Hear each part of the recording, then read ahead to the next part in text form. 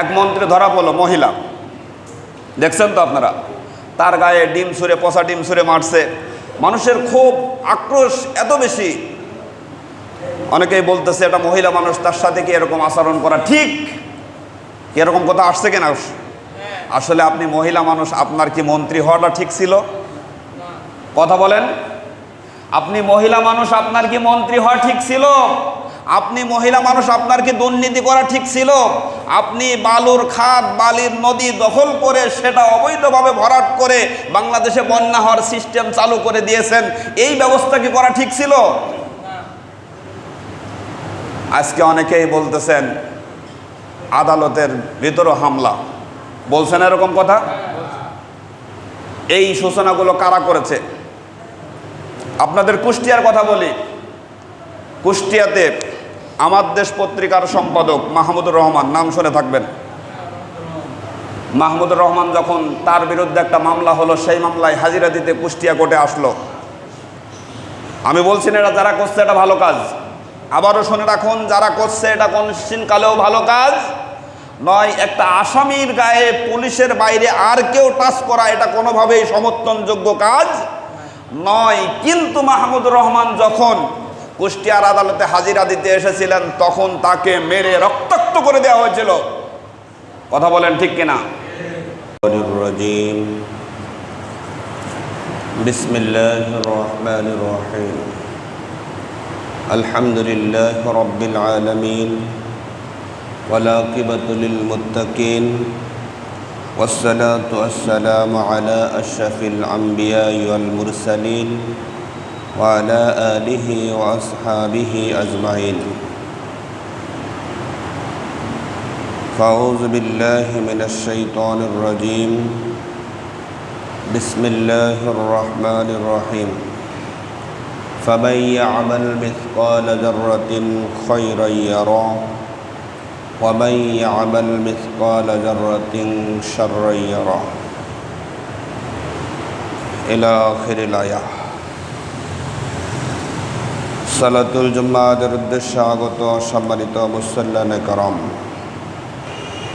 সমস্ত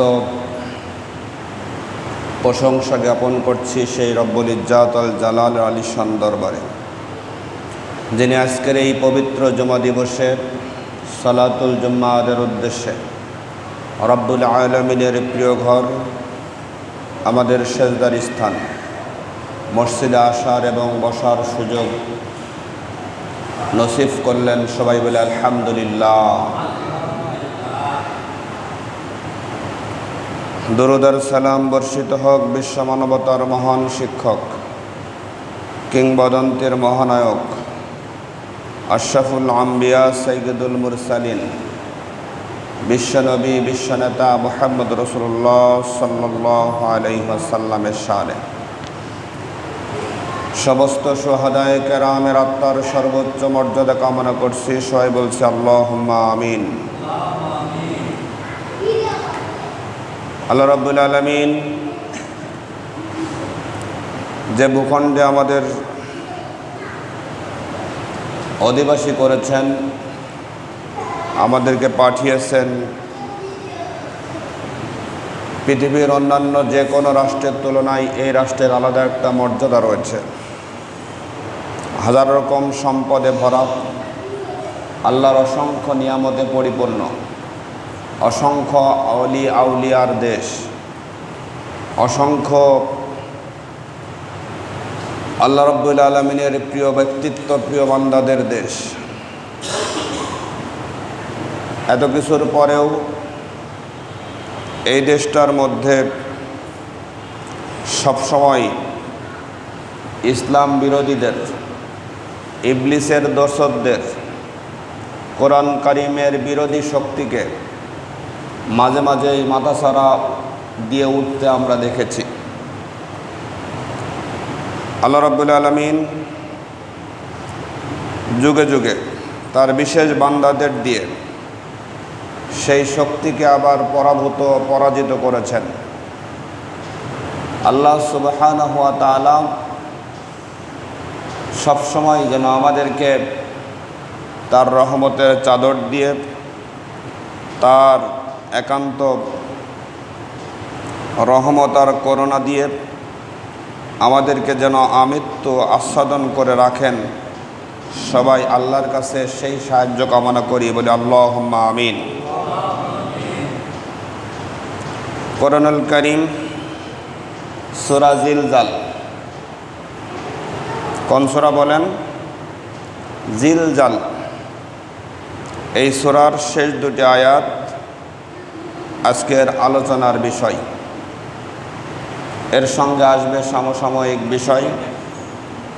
আল্লাহ সুবহানাহু ওয়া তাআলা আমাদেরকে এই আলোচনা সঠিকভাবে মনোযোগ দিয়ে শোনার এবং এর থেকে যা শিক্ষা তা গ্রহণ করে বাস্তব জীবনে আমল করার মতো সুযোগ আর তৌফিক আমাদের সবাইকে নসিব করেন, সবাই বলে আল্লাহুম্মা আমিন। তো এখন আয়াত দুইখানা তেলাওয়াত করা হয়েছে, ফামান ইয়ামাল মিসকালা যাররাতিন খায়রান ইয়ারা। অতঃপর যে অতি অল্প পরিমাণ ভালো কাজ করবে সে তা দেখে নেবে। ওয়ামান ইয়ামাল মিসকালা যাররাতিন শাররান ইয়ারা। এবং যে অতি অল্প পরিমাণ খারাপ কাজ করবে সেও তা দেখে নেবে। কে দেখাবেন? আল্লাহ দেখাবেন। আমরা দুনিয়ার জমিনে এখন যারা বসবাস করতেছি মনে করছি আমি যা করছি এটা কেউ দেখছে না। আমি যে পাপ করি রাতের অন্ধকারে আর দিনের আলোতে, এই পাপগুলো দেখার কোনো শক্তি আল্লাহ রাব্বুল আলামিনের কাছে না নাই? আল্লাহ সুবহানাহু ওয়া তাআলা আপনার এবং আমার এমনকি প্রত্যেকটি মানুষের জন্য অগণিত অসংখ্য ফেরেশতা সেট করে রেখেছেন। তারা প্রতিদিন, প্রতি মুহূর্তে, প্রতিক্ষণ, একটি মিনিট নয়, একটি সেকেন্ড নয়, একটি ন্যানো সেকেন্ড বা মাইক্রো সেকেন্ড যাই বলেন, সেই সময়টুকু আমরা সেই ফেরেশতাদের আস্বাদনের বাইরে যেতে পারি না। তো যেই ফেরেশতারা সবসময় আমাকে লিখছেন, দেখছেন এবং আমার প্রত্যেকটা কর্মকাণ্ড পরিপূর্ণভাবে লিপিবদ্ধ করতেছেন, সেই ফেরেশতার কাজের বাইরে যাওয়ার সুযোগ যদি আপনার আর আমার না থাকে, তাহলে আমাদের কাজের পরিধি, কাজের সীমানা, কাজের অবস্থা এটা কোন দিকে হওয়া দরকার একটু কি বোঝা যায়? এমনকি আপনি আমি যে কথাগুলো বলতেছি এই প্রত্যেকটা কথা রেকর্ড হচ্ছে। প্রত্যেকটা কথা কি হচ্ছে? রেকর্ড হচ্ছে। আমরা কি মনে করছি শুধুমাত্র মোবাইলে বা ভিডিও ক্যামেরায় রেকর্ড করলে এটাই শুধু রেকর্ড, নাকি আরও কোনো রেকর্ড আছে? এমনকি আল্লাহর বক্তব্য হলো লা ইয়ালফাজু ইল্লা কাওলি ইল্লা লাদাইহি কলিলা। এমন কোনো কথাই মানুষের মুখ দিয়ে বের হয় না যা লিপিবদ্ধ করা হয় না। এখন চিন্তার জগতে একটু নাড়া দিয়ে দেখেন, আপনি যে কথা বলছেন সেটা যদি রেকর্ড হয় আর ওই কথা যদি অন্যের গালি হয়, অন্যের সঙ্গে রাগান্বিত হয়, অন্যের সঙ্গে ঝগড়া হয়, অন্যকে ঠকানো কথা হয়, ওটা মনে হয় রেকর্ড হয় না? ওগুলো রেকর্ড হচ্ছে। আপনি যখন ওজনে কম দিচ্ছেন ওইটাও, যাকে দিতে বলতেছেন ওইটাও রেকর্ড হচ্ছে। রাতের অন্ধকারে অথবা দিনের আলোতে যেখানে যে অবস্থায় থাকেন না কেন, সবগুলো যদি পরিপূর্ণরূপে রেকর্ডই হয়ে যায়, তাহলে আমাদের কথাবার্তা কেমন হওয়া দরকার একটু বোঝা দরকার আছে না নাই? আল্লাহ সুবহানাহু ওয়া তাআলা কোরআনুল কারীমের এই যে আয়াত দুইখানা দিলেন, খুবই ইবনে মাসউদ রাদিয়াল্লাহু তাআলা আনহুকে প্রশ্ন করা হয়েছিল, কোরআনুল কারীমের সবচাইতে ভয়ঙ্কর এবং সবচাইতে বিপজ্জনক, সবচাইতে বেশি বিস্ময়কর আয়াত কোনটা? ইবনে মাসউদ রাদিয়াল্লাহু তাআলা আনহু বলেছিলেন, ফামান ইয়ামাল মিসকালা যাররাতিন খায়রান ইয়ারা ওয়া মান ইয়ামাল মিসকালা যাররাতিন শাররান ইয়ারা। ভালো কাজ যদি অনুপরিমাণ হয় সেটাও লিপিবদ্ধ, এবং খারাপ কাজ যদি অনুপরিমাণ হয় সেটাও। তাহলে পারে ইবনে মাসউদ রাদিয়াল্লাহু তাআলা আনহু তাকে আরেকটা প্রশ্ন করা হলো, সবচাইতে আশার আয়াত কোনটা?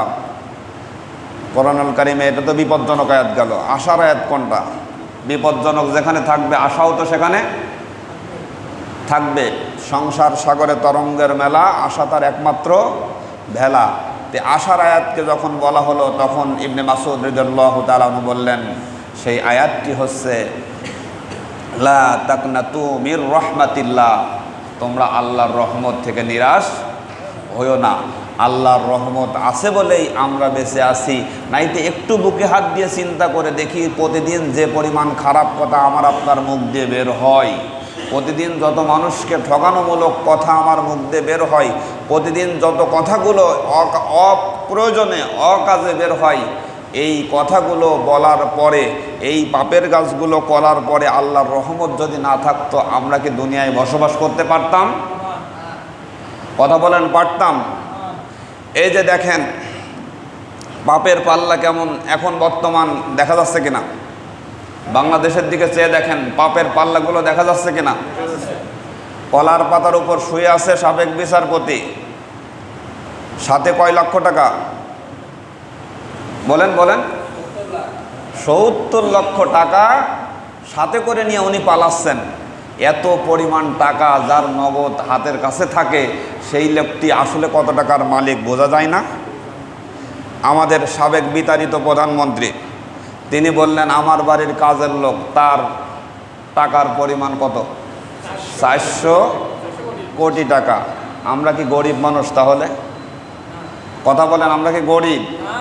এ দেশটাকে যারা গরিব করে রেখেছে, এই দেশটাকে যারা কুণ্ঠিত করে রেখেছে, নিম্নগামী করে রেখেছে, মানুষদেরকে মাথা তুলতে দেয় নাই, কথা বলতে দেয় নাই, এই দেশটা সোনার বাংলা সোনায় রূপান্তরিত হতে দেয় নাই যারা, তারা হলো সেই সময়কার ভাষায় সবাই পাই সোনার খনি আমি পাই। কথা বলেন? তাহলে খনির অভিভাবক, খনির দায়িত্বশীল, খনির মন্ত্রী, খনির এমপি, খনির আরও যারা সব এখন সামনে আসে না নাই? একটার পর একটা বের হচ্ছে কিনা?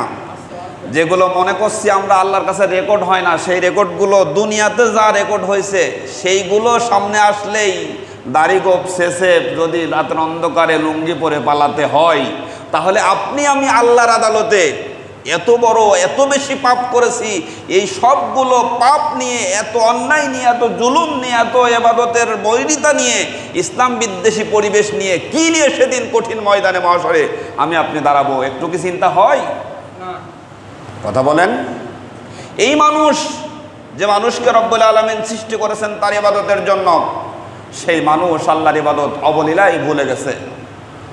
শুধুমাত্র কি 5 ওয়াক্ত নামাজি ইবাদত? শুধুমাত্র কি রমজানের রোজা ইবাদত? কলেমা যখন আপনি পড়ছেন লা ইলাহা ইল্লাল্লাহু মুহাম্মাদুর রাসূলুল্লাহ, এই কলেমা পড়ার সঙ্গে সঙ্গে আপনার জীবনের একমাত্র আইন কানুন বিধান রচয়িতা শুধুমাত্র কেবলমাত্র রব্বুল আলামিন, এর বাইরে আপনি কোনো আইন অনবরত অনুসরণ করতে পারেন? কথা বলেন? ইসলামের কোন আইন এখন পর্যন্ত বাংলাদেশে আছে?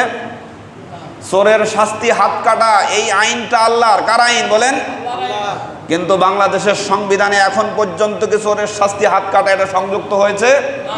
হয় নাই। কিন্তু যারা দীর্ঘ 54 বছর এই দেশের স্বাধীনতার সর্বমহত্বের, এমনকি এই রাষ্ট্রের প্রধানের দায়িত্ব পালন করেছে, আজ পর্যন্ত কোনো হিন্দু, কোনো অমুসলিম, কোনো বৌদ্ধ, কোনো খ্রিস্টান তথাকথিত কেউ আজ পর্যন্ত বাংলাদেশের ক্ষমতার মসনদে প্রধানমন্ত্রী অথবা রাষ্ট্রপতির আসনে এখন পর্যন্ত বসে নাই। কথা বলেন ঠিক কিনা?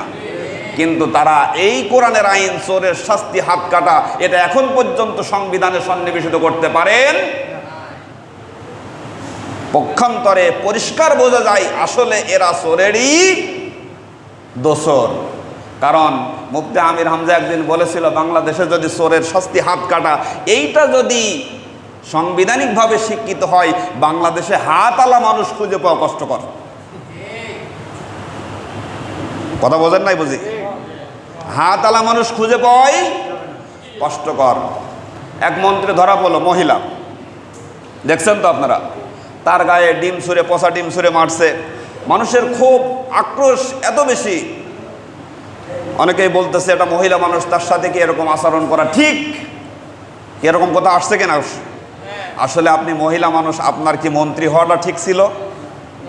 কথা বলেন। আপনি মহিলা মানুষ, আপনার কি মন্ত্রী হওয়া ঠিক ছিল? আপনি মহিলা মানুষ, আপনার কি দুর্নীতি করা ঠিক ছিল? আপনি বালুর খাত, বালির নদী দখল করে সেটা অবৈধভাবে ভরাট করে বাংলাদেশে বন্যা হওয়ার সিস্টেম চালু করে দিয়েছেন, এই ব্যবস্থা কি করা ঠিক ছিল? আজকে অনেকেই বলতেছেন আদালতের ভিতরে হামলা, বলছেন এরকম কথা।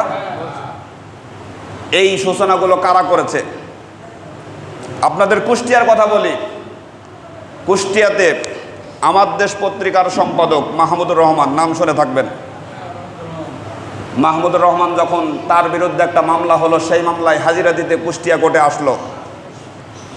আমি বলছি না এটা যারা করছে এটা ভালো কাজ, আবারও শুনে রাখুন, যারা করছে এটা কোনদিনকালেও ভালো কাজ নয়। একটা আসামির গায়ে পুলিশের বাইরে আর কেউ টাচ করা এটা কোনোভাবেই সমর্থনযোগ্য কাজ নয়। কিন্তু মাহমুদুর রহমান যখন কুষ্টিয়ার আদালতে হাজিরা দিতে এসেছিলেন, তখন তাকে মেরে রক্তাক্ত করে দেওয়া হয়েছিল। কথা বলেন ঠিক কিনা? আজকে বলা হচ্ছে শিক্ষকদের বিরুদ্ধে আন্দোলন হচ্ছে, এরা কি মেধাবী? এরকম শব্দ আছে না নাই? শিক্ষকদের বিরুদ্ধে কেন আন্দোলন হচ্ছে? মনে রাখা দরকার, বাংলাদেশের সেরা মাদ্রাসা তামিরুল মিল্লাত। কথা বলেন, মাদ্রাসার মধ্যে সবচাইতে সেরা মাদ্রাসা তামিরুল মিল্লাত। সেই তামিরুল মিল্লাতের অধ্যক্ষ জয়নুল আবেদিন সাহেবকে জনগণের সামনে হাত করা দিয়ে দড়ি বেঁধে আদালতে উপস্থাপন করা হয়েছে। অন্যায়ভাবে তাকে চাকরিচ্যুত করা হয়েছে, পদচ্যুত করা হয়েছে, তাকে গ্রেপ্তার করে রিমান্ডে নেওয়া হয়েছে। তখন আপনাদের হুঁশ ছিল না? এখন যারা অবৈধভাবে হেডমাস্টারের দায়িত্ব নিছেন, প্রিন্সিপালের দায়িত্ব নিছেন, ভিসির দায়িত্ব নিছেন, যে মন্ত্রীর কথা বললাম মহিলা মন্ত্রী, এই মন্ত্রীর কাছে সব কিছু ছিল। হেডমাস্টার হতে কত টাকা ঘুষ দেওয়া লাগবে, প্রিন্সিপাল হতে কত টাকা ঘুষ দেওয়া লাগবে, এরপরে ভিসি হতে হলে কত টাকা ঘুষ দেওয়া লাগবে, সব তার কাছে লিপিবদ্ধ ছিল।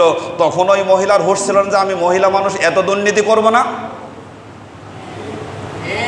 ফামাইয়ামাল মিসকাল যাররাতিন খায়রা ইয়ারা, ভালো কাজ যা করেছেন তার যেমন সঠিক পুঙ্খানুরূপ হিসাব আছে, খারাপ কাজ যেটা করেছেন তারও হিসাব আছে না নাই? এই লিপিবদ্ধ কে করতেছেন বলেন? কে করতেছেন? আল্লাহর ফেরেশতারা আল্লাহর নির্দেশে লিপিবদ্ধ করতেছেন। অতএব হিসাব নিকাশ চেঞ্জ করেন। আমারও আপনারও হিসাব নিকাশ যদি চেঞ্জ করতে না পারি, আগামী দিনে ওরা যেমন পচা ডিম খাইছে, ওরা যেমন লাথি খাইছে, ওরা যেমন মানুষের আক্রোশের শিকার হয়েছে, বিচারপতি হওয়ার পরে ওদের গলায় যেমন গামছা দেওয়া হয়েছে, কলার পাতায় শোয়ানো হয়েছে, আপনাকে আমাকে যে হবে না এই চিন্তা করার কোনো সুযোগ আছে বলেন? পাপ বাপেরও কি, পাপ বাপেরও ছাড়ে না। জালেমকে আল্লাহ পছন্দ করে? জালেমকে কোনোদিন পছন্দ করে নাই, কোনোদিন করে নাই, ভবিষ্যতেও কোনোদিন করবে না। আবার শুধু পছন্দ করে না তাই, আল্লাহু লা ইয়াহদিল কওমাজ জালিমিন, কোন জালেমকে আল্লাহ হেদায়েতও দেয় না। কোন জালেমকে আল্লাহ হেদায়েত দিবে না। যেই জুলুম করবে, খালি কি জুলুম রাষ্ট্রীয়ভাবে সামাজিকভাবে জুলুম নাই? আত্মীয়তার মধ্যে জুলুম নাই? বাবা ছেলের, দুই ছেলের মধ্যে এক ছেলের উপর জুলুম করে না? এক ছেলেরে জমি দেয়, এক ছেলেরে কম দেয়, এরকম আছে না নাই? এক মেয়েরে দেয়, এক মেয়েরে অজে দেয় না, এরকমও আছে। অথবা শুধু ছেলেরে দেয়, মেয়েরে মোটে কালে দেয় না, এরকমও কি বলেন আছে না নাই? সব জায়গা জুলুম চলতেছে, আর আমি আর আপনি সেই জুলুমের ভাগীদার। এরপরেও যদি বলে কি আমি নামাজ পড়ি, আমি রোজা করি, আল্লাহর দরবারে এই নামাজ এই রোজার 5 পয়সা দাম নাই। হাজরিন, কোরআনুল কারীম আমার সামনে। তাহলে পুঙ্খানুরূপে যখন বিচার করা হবে, পুঙ্খানুরূপে যখন তার শাস্তির ফয়সালা করা হবে, প্রত্যেকটা অণুপরমাণু, এমনকি এর চাইতেও ছোট কিছু যদি থাকে সেটারও যদি হিসাব হয়, তাহলে আপনি কোন ভয়ে, কোন আশায় রাতের অন্ধকারে গহীন নিশীথে মানুষের জন্য অন্যায় অত্যাচার করার সুযোগ করে দেন? কথা বলেন। আপনি অন্যের জমি দখল করতে যান, আপনি অন্যের সম্পদ ভোগ করতে যান, আপনার প্রতি জুলুম হয়েছে, আপনি ওই জুলুমের অতটুকু প্রতিশোধ নিতে পারবেন যতটুকু জুলুম হয়েছে। এর চাইতে বেশি করা যাবে না, কি বলেন? যাবে না। অসংখ্য ভাইকে চাকরিচ্যুত করা হয়েছে, অসংখ্য ভাইকে ওএসডি করা হয়েছে, অসংখ্য ভাইকে আয়না ঘরে ঢোকানো হয়েছে। জুলুমের কোনো শেষ সীমা বলতে কিছু ছিল না। সর্বশেষ ছাত্ররা যখন আন্দোলনে নামলো, সেই ছাত্রদের উপর বুকের গুলি চালানোর জন্য সর্বাত্মক ব্যবস্থা তারা গ্রহণ করলো। হাজার হাজার ছাত্র এ দুনিয়া থেকে বিদায় করে দিল। ফুলগুলো ফুটে ওঠার আগেই অঙ্কুরেই তাদেরকে বিনষ্ট করে দেয়া হলো। কথা বলেন ঠিক কিনা? শুধুমাত্র কিসের জন্য? ক্ষমতার জন্য। ক্ষমতা কোনোদিন কারো কাছে ছিল না। ক্ষমতার মালিক কে? ক্ষমতার মালিক আন্নাল কুওয়াতা লিল্লাহি জামিয়া। শক্তি আর ক্ষমতা যা আছে শুধুমাত্র আল্লাহ। এই ক্ষমতা যাকে ইচ্ছা দেন, যাকে ইচ্ছা কেড়ে নেন। তুইজ্জু মাংতাসা ও তুজিল্লু মাংতাসা। ইচ্ছা হলে সম্মানিত করেন, আর অপছন্দ হলে অপমানিত করে, লাঞ্ছিত করে এয়ারপোর্টের মধ্য থেকে এই গলার কলার ধরে টেনে নিয়ে আসেন। কথা বলেন ঠিক কিনা? গ্রাম্য ভাষায়ও আছে, কেউ যদি একদিন কথা না শোনে, 2 দিন কথা না শোনে, তার কাছে টাকা পান, দেয় না।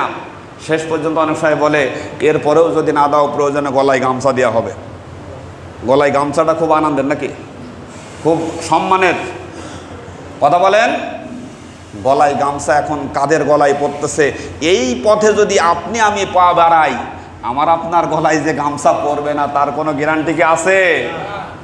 পাপ যেমন করবেন, প্রত্যেকটা পাপ লিপিবদ্ধ হচ্ছে। সেই পাপ থেকে আপনাকে এখনই সতর্ক হতে হবে। যদি না হন, দুনিয়াতেও লাঞ্ছিত হবেন, আখেরাতেও ছাড় দিবেন বুঝি? আখেরাতেও ছাড় হবে না। দুনিয়াতে যেমন ধরা পড়ে যাবেন, আখেরাতেও ধরা পড়ে যাবেন। সুতরাং পাপের রাস্তা থেকে আপনি ফিরে আসেন। এবার আসুন, এবাদত বন্দিগির ক্ষেত্রে আপনি কতটুকু এবাদত করেন, এটা আল্লাহর কাছে আছে না নাই? আপনি দৈনিক কয়েকটা নামাজ পড়েন, কয়েকটুকু রোজা রাখেন, কতটুকু আল্লাহর হক আদায় করেন, এগুলো আল্লাহর কাছে সব কিছু লিপিবদ্ধ আছে না নাই? আপনি যে মাঝে মাঝে এই নামাজ কাজা করেন, এটা মনে হয় নাই? আপনি সুযোগ পালেই যে মানুষকে ঠকান, এটা কি আল্লাহর কাছে জানা নাই? আপনি রাতের অন্ধকারে তাহাজ্জুদ পড়েন, ওইটা যেমন আল্লাহর জানা। রাতের অন্ধকারে কারো সঙ্গে বেঈমানি করলে ওইটাও কি বলেন, জানা আছে না নাই? তাহলে আপনি ভালো হবেন, প্রথম ভালো হতে হবে আল্লাহর কাছে। আল্লাহ যদি আপনার ভালো স্বীকৃতি দেয়, এ দুনিয়ার মানুষ খারাপ বললে আপনার আসে যায় না, ভালো বললেও আপনার কোনো লাভ আছে বলেন? ভালো বললো তো ভালো, না বললে তাও ভালো।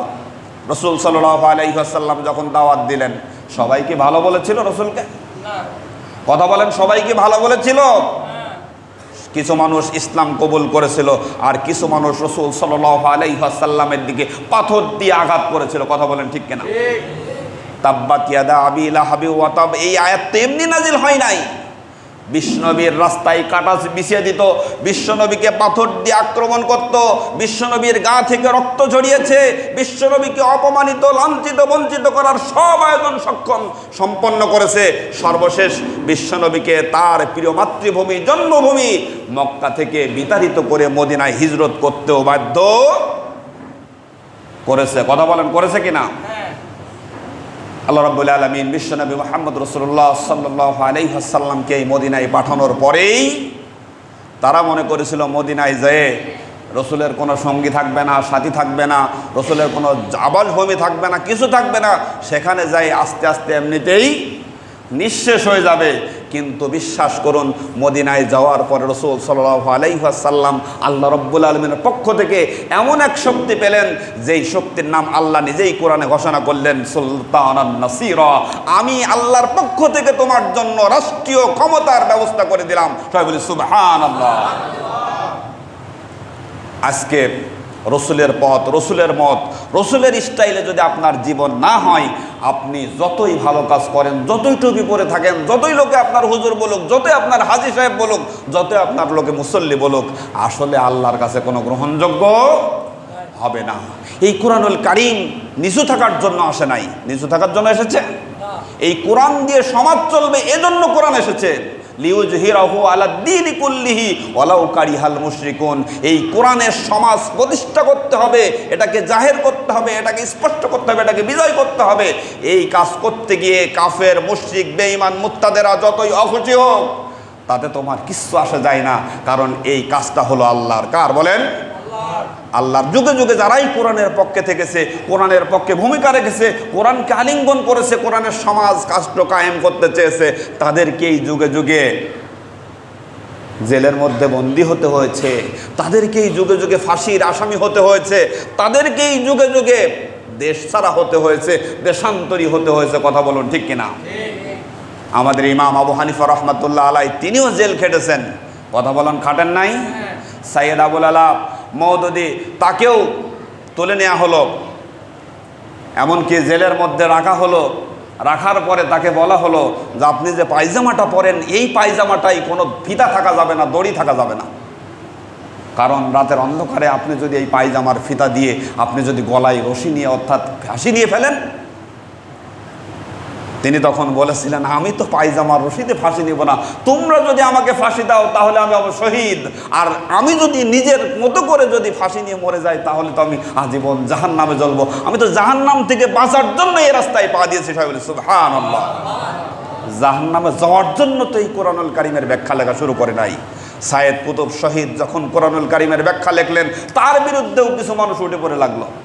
তাকেও জেলখানার মধ্যে নেওয়া হলো, তাকেও ফাঁসির কাস্টে নেওয়া হলো, তাকে ফাঁসি দিয়ে দুনিয়ার থেকে বিদায় করে দেওয়া হলো। কথা বলেন, আছে না নাই? এখন বুঝি আর হয় না। আবু জেহেলের পেতাত্তা, নমরুদের পেতাত্তা, ফেরাউনের পেতাত্তা, ইসলাম বিরোধী শক্তি তখনও ছিল, এখনো আছে। তখনও যে শয়তান ছিল, এখনো সেই শয়তান আছে। আর শয়তান তো দুই প্রকার, মিনাল জিন্নাতি ওয়ান নাস। যেমন জিনের মধ্যে শয়তান আছে, তেমন মানুষের মধ্যেও শয়তান আছে। মানুষের মধ্যে সেই শয়তানগুলো আপনি কোরআনের হাদিসের টোকা দিয়েই বুঝতে পারবেন যে এটা আসলে শয়তান। কথা বলেন, বোঝা যাবে না? আর জিনের মধ্যে যে শয়তান, সেই শয়তান আপনি বুঝতে পারবেন সেই যখন আপনি কোনো ভালো কাজ করতে যাবেন, তখন মনের মধ্যে হবে ভালো কাজটা এটা না করলেও পারিস, এই রাতের অন্ধকারে উঠে এখন ফজরের নামাজে মসজিদে যাবি, এটা না করলেও পারিস, আর একটু ঘুমিয়ে নে। এইরকম যখন মনে হয় তখন মনে করবেন এটা জিন শয়তানে আপনাকে অসসা দিচ্ছে। আর যখন আসরের রক্ত হয়ে গেল, মসজিদে আজান হয়ে গেল, আপনার পাশের এক বন্ধু বলছে তুই এখন নামাজ পড়তে যাবি, যে সুন্দর গল্পের মজমা জুমায়ে বসে আছি, এই মজমা তুই নামাজে যাবি এখন, এটা কেমন কথা হয়, বরঞ্চ গল্পটা শেষ করে তারপরে যাই। বুঝবেন এটা হলো মানুষ শয়তান। কি কথা বলেন, আছে না নাই? আপনার ইসলামের কাছ থেকে বিরত রাখবে, নামাজ থেকে বিরত রাখবে, ইবাদত থেকে বিরত রাখবে, বন্দিগি থেকে বিরত রাখবে, দাসত্ব থেকে বিরত রাখবে। মানুষের মধ্য থেকে এই কাজগুলো যদি করে, বুঝবেন এটা মানুষ শয়তান। আর যখন অন্তরে অসসা দিয়ে যখন হবে, তখন বুঝে নেবেন এটা হলো ইবলিস শয়তান। এখন আপনি এই দুই শয়তান থেকে বাঁচার জন্য আল্লাহর কাছে আশ্রয় প্রার্থনা করুন, আউযু বিল্লাহি মিনাশ শাইতানির রাজিম। পড়েন তো ইনশাআল্লাহ। নামাজে দাঁড়ালেও পড়তে হয়, বাইরে গেলেও পড়তে হয়। মনের ভিতর যখনই আপনার অসসা আসবে তখনই আপনি পড়ে নেবেন আউযু বিল্লাহি মিনাশ শাইতানির রাজিম। দেখবেন শয়তান আপনার থেকে এমনিতেই দূরে চলে যাচ্ছে।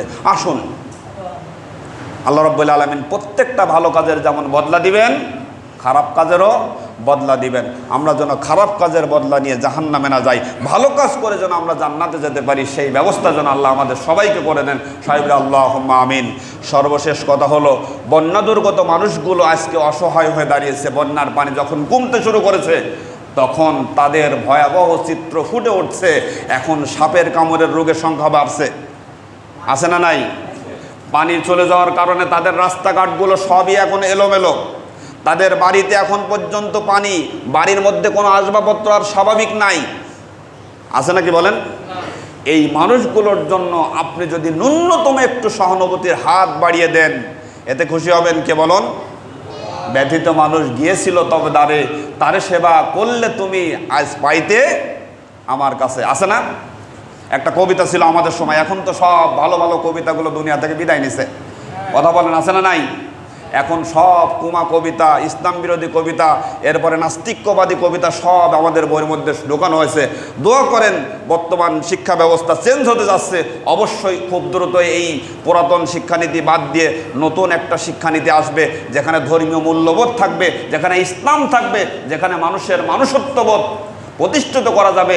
এরকম একটা শিক্ষা ব্যবস্থা যেন যারা এখন আছে তাদের কাছে আমাদের আবেদন থাকবে। কথা বলুন, এই আবেদন কি করা যায়?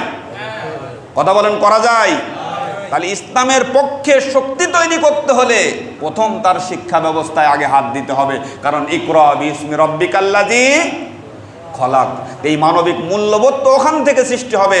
তাহলে যারা আজকে বন্যা দুর্গত হয়েছে, যারা আজকে খুবই বিপদগ্রস্ত, গতকাল পর্যন্ত যাদের বাড়িতে চালের বস্তা পড়ে থাকতো, আজকে তারা 2 কেজি চালের জন্য মানুষের দরবারে হাত পাতে, কথা বলেন ঠিক কিনা? কিন্তু বিশ্বাস করেন, মানুষ এবছর দিয়েছেও প্রাণ খুলে। বিগত সরকারের সময় মানুষ প্রাণ খুলে দান করতে পারে নাই, এবার দেখেন টিএসসিতে দান করছে, সাধারণ ছাত্ররা হাত পাতে বেড়াচ্ছে। আমি সেই দৃশ্যটা দেখে সবচাইতে বেশি আশ্চর্যান্বিত হলাম। একটা ফকির, তার হাতগুলো ঠিক মতো চলে না, অনেকেই দেখবে থাকবেন সামাজিক যোগাযোগের মাধ্যমে দেখে থাকবেন, সে হাত চলতেছে না, কিন্তু তারপরেও তার সেই বাটির মধ্য থেকে 2টা 10 টাকার নোট তুলে দিয়েছে এই বন্যা দুর্গত মানুষের জন্য। সেই ফকির যদি ভিক্ষা করা টাকা দিয়ে মানুষের খেদমতে লাগতে পারে, আমরা তো তাদের চাইতে অনেক গুণ ভালো, কথা বলেন ঠিক কিনা? আমাদের কি তাদের পাশে একটু হাত বাড়ানো দরকার না? যে কোনোভাবে পারেন অবশ্যই হাত বাড়িয়ে দিবেন। আল্লাহ এই হাত কিয়ামতের ময়দান, আল্লাহর বক্তব্য হলো আজকে যারা আমাকে ঋণ দিবে, আল্লাহ তো অভাব, কি বলেন, সেজন্য ঋণ চাচ্ছেন? আল্লাহর অভাব না, আসলে আমাদের দেওয়ার জন্য আল্লাহ বলছেন আজকে তুমি যদি আমাকে ঋণ দাও, ইয়াকরিদুল্লাহ করদান হাসানা, তুমি যদি এই ঋণ আজকে দাও, ইউদহফুলাহুম, তোমাকে এইটা বহু গুণে বৃদ্ধি করা হবে। 10 টাকার বিনিময়ে 10 টাকা রাখা হবে না, 10,000 টাকা বানিয়ে তোমার সামনে সেদিন কিয়ামতের কঠিন ময়দানে, আদালতে, আখেরাতে তোমার সামনে উপস্থাপন করা হবে। একটা সম্পদের পাহাড় করে দেওয়া হবে, যেই পাহাড়ের কারণে তুমি জান্নাতে ঢুকে যাবে, সেই ব্যবস্থা আল্লাহ রাব্বুল আলামিন করবেন। তা আসুন আমরা এই বন্যা দুর্গত মানুষের জন্য সাহায্যের হাত বাড়িয়ে তাদের পাশে দাঁড়াই। আল্লাহ আমাদের পাশে দাঁড়াবেন, আমাদের বিপদ আপদ আল্লাহ দেখবেন ইনশাআল্লাহ। আল্লাহ যেন আমাদের সবাইকে কবুল করেন, আমিন। ওমা তৌফিক ইল্লা বিল্লাহ। আসসালামু আলাইকুম ওয়া রাহমাতুল্লাহি ওয়া বারাকাতুহু।